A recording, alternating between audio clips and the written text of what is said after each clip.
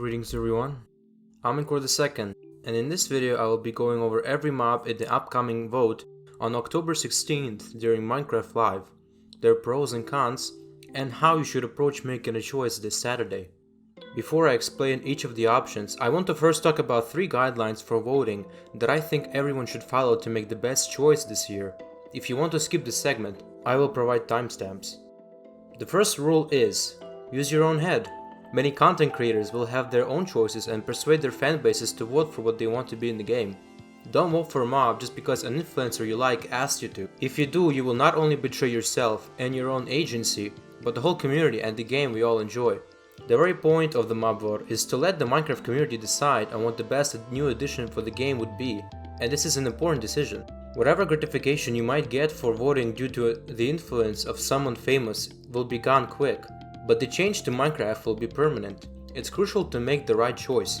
You should make your own judgment based on the given information, which brings me to my next point. Evaluate the given information.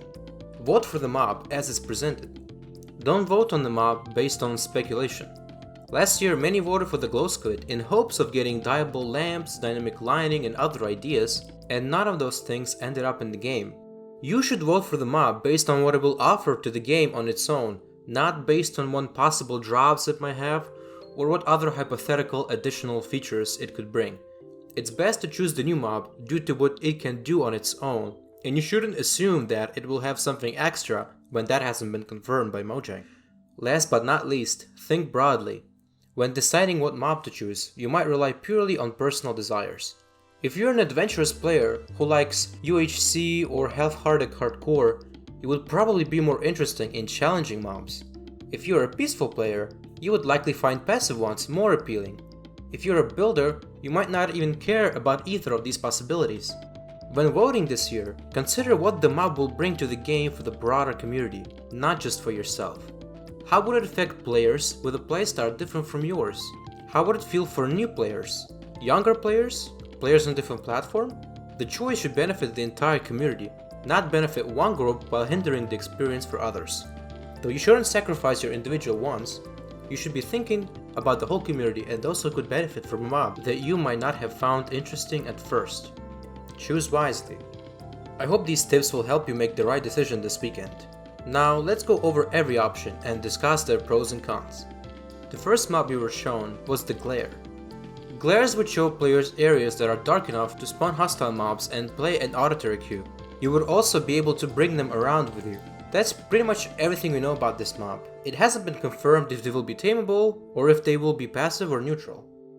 What are the pros of this mob? You no longer need to use the F3 screen, mods, resource packs, or other immersion breaking tools to see where hostile mobs can spawn. It helps when you play on lower brightness settings or with accessibility. It adds biodiversity to the underground. It will help Bedrock players see areas where hostile mobs can spawn because the F3 screen does not exist on Bedrock Edition. It might be used for farms and other contraptions. For example, its auditory cue for the darkness being enough for hostile mobs to spawn might have a specific frequency for the skulk sensors, and you might be able to detect if there is a light source, and that way you would be able to unlock some secret passage, just as an example. But again, this is kind of speculation, so make of that what you will. Now, what are the possible cons? It might be useless after 1.18 because mobs will no longer spawn in light level 7 or lower. Now they will only spawn in complete darkness, which is way easier to see, and often you don't even need to use the F3 screen to see it. It might be annoying for several reasons. It might make annoying sounds, and it might annoy you because you're not actually wanting to light up the cave or you're playing with night vision. It might still trigger even if the area is spawn proof just because it's dark. What we know from the video is that the mob will point you to darkness for you to light up the area, so that the hostile mobs cannot spawn. But the video didn't mention anything about half slabs and other not spawnable surfaces. So it's possible that it would still get grumpy even if the floor is made of bottom half slabs where mobs cannot spawn just because it's dark, which limits your creativity and it makes them act up unnecessarily. But this is a little bit speculative.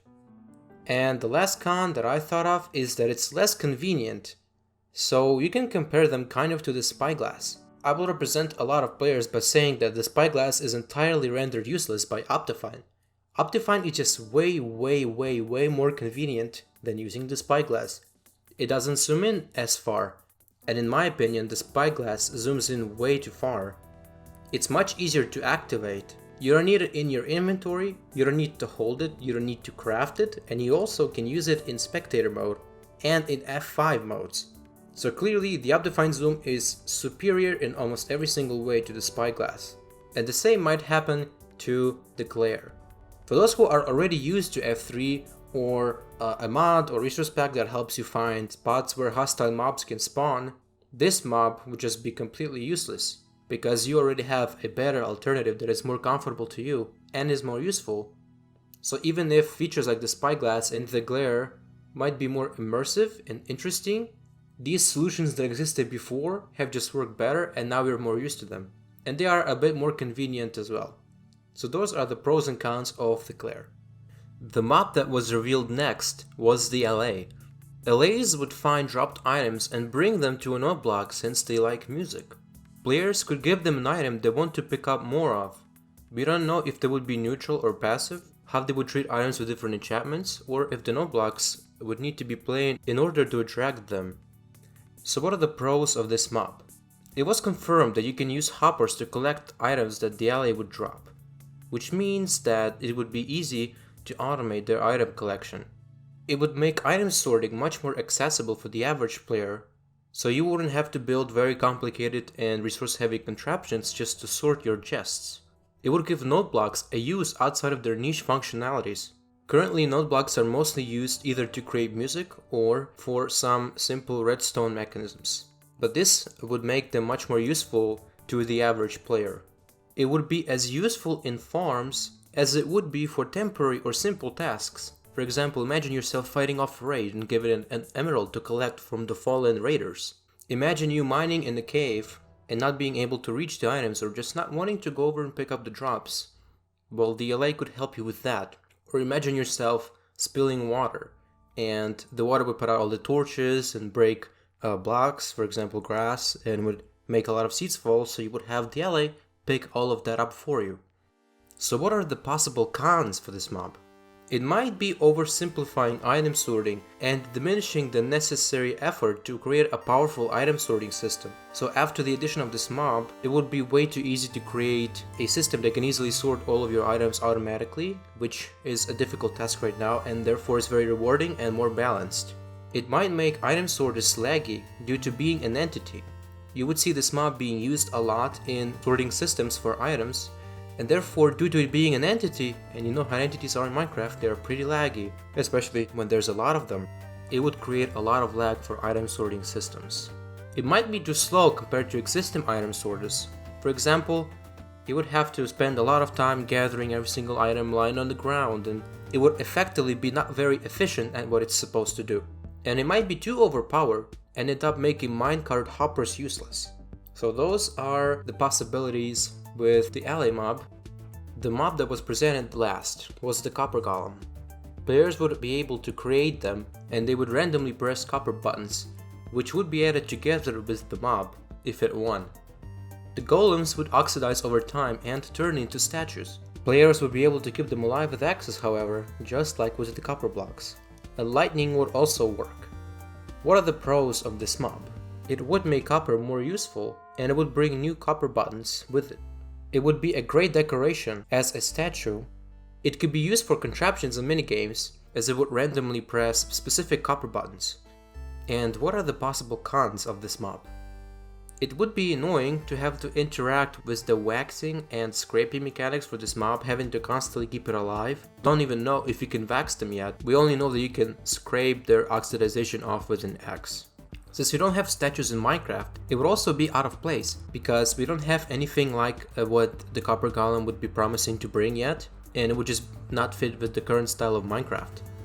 It could also create issues. For example, if you add a fantasy mob to Minecraft, such as an orc or a goblin, it would create an empty niche which needs to be filled with other fantasy creatures.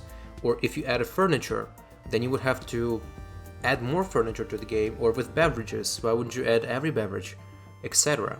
if the glow squids would actually have dynamic lighting, it would also have to apply that same mechanic to the rest of the game, which would be a lot of work. So adding this statue could create an unnecessary problem. It wouldn't actually be useful for redstone, because there are already many ways of randomizing. Plus, randomization isn't even that useful in the first place. A lot of technical players have voiced their opinions on the mob, saying that it would not actually be useful to them, and I think they definitely have a point. And the last con that I could think of for this mob is that it would attract unwanted lightning to your contraptions or bases, including the statues. Imagine them just being a part of a redstone powered minigame, and a thunderstorm starts and the lightning starts hitting the mob, and it would cause a lot of issues. Or with the statue, you just want to have a statue in-house or somewhere outside, but then the lightning would strike at the golem when you don't want it to, because it's been confirmed that the lightning rod on the top of its head would actually work as a lightning rod. So that would create a lot of issues that people probably would not want to have. So, those are all the options for this year's mob vote. I hope you will follow the guidelines I created and choose the option that is the best in your opinion. As to not sway your decision, I will not even say who I'm voting for, though if you really want to know, join my Discord server. By the way, during Minecraft Live, I will be discussing the show in real time with other members, so join in to react to this year's main Minecraft event together. I hope to see you, or should I say hear you, there. Thanks for watching. Don't forget to smash subscribe, ring my bell, and as always, stay.